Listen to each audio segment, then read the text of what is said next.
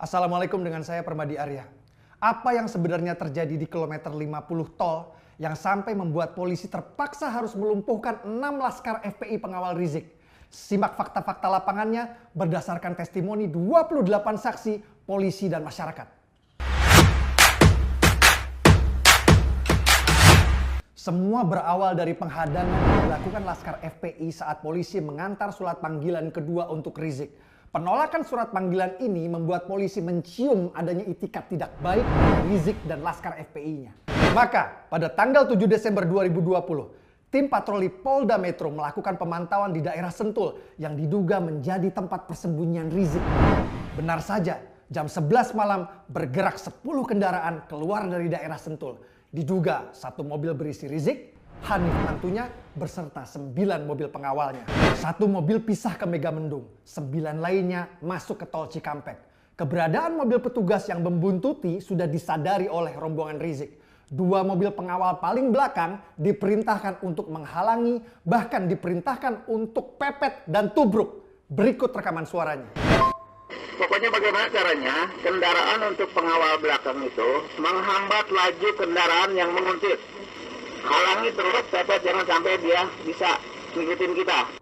Ada Avanza hitam tubruk aja. Yang tadi, plat nomor yang tadi.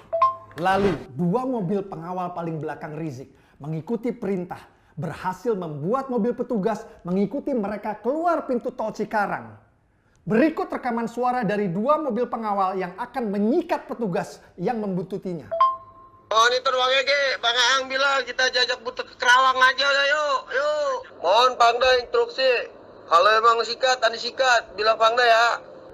Begitu keluar tol, salah satu pengawal Rizik menabrak mobil petugas di sebelah kanan depan, lalu melarikan diri. Mobil pengawal Rizik yang kedua berhenti di jalan untuk menghadang mobil petugas. Saat mobil petugas berhenti, keluar 4 laskar FPI bersenjatakan samurai, celurit, dan tongkat yang mendekati mobil petugas dan mulai menyerang dan merusak mobil. Petugas yang berada di kemudi mengeluarkan pistolnya dan menembakkan ke atas sebagai peringatan sambil teriak, "Polisi!" Keempat pelaku penyerangan lari ke belakang mobil mereka. Lalu tiba-tiba terdengar 3 letusan. Rupanya 2 laskar FPI yang di dalam mobil membuka tembakan. Salah satu dari tembakan laskar FPI mengenai kaca depan mobil petugas tembus sampai peluru bersarang di jok tengah. Sementara keempat laskar FPI yang berada di luar sudah masuk ke dalam mobil dan mereka tancap gas. Mobil petugas kembali melakukan pengejaran. Saat berusaha menyalip dari sebelah kiri, petugas melihat pistol keluar dari kaca penumpang depan yang membuat petugas melepaskan tembakan. Posisi kemudian berganti ke sebelah kanan yang mana petugas kembali melepaskan tembakan.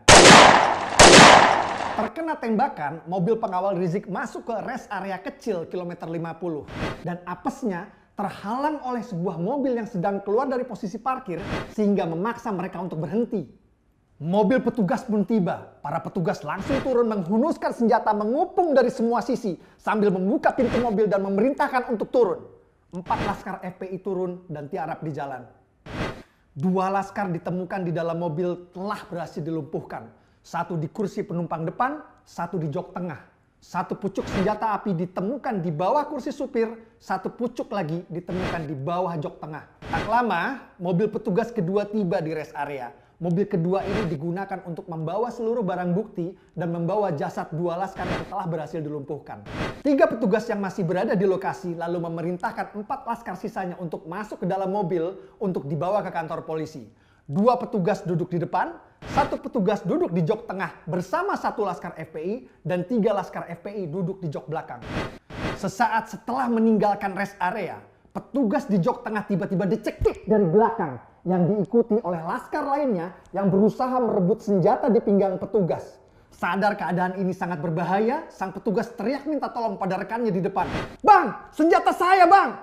Petugas di bangku depan langsung membalikan badannya dan melumpuhkan keempat pelaku karena keempatnya berusaha mengambil senjata petugas di jok tengah. Ini adalah fakta lapangan berdasarkan testimoni 28 saksi, termasuk saksi mata masyarakat setempat. Meragukan fakta-fakta lapangan ini adalah upaya yang bertujuan untuk melemahkan penegakan hukum. Dan lebih berbahaya lagi, bertujuan untuk menjatuhkan wibawa aparat agar dapat memprovokasi chaos dan konflik horizontal. Mari kita dukung penegakan hukum, sebarkan lagi video ini. Dengan saya Permadi Arya, Assalamualaikum warahmatullahi wabarakatuh.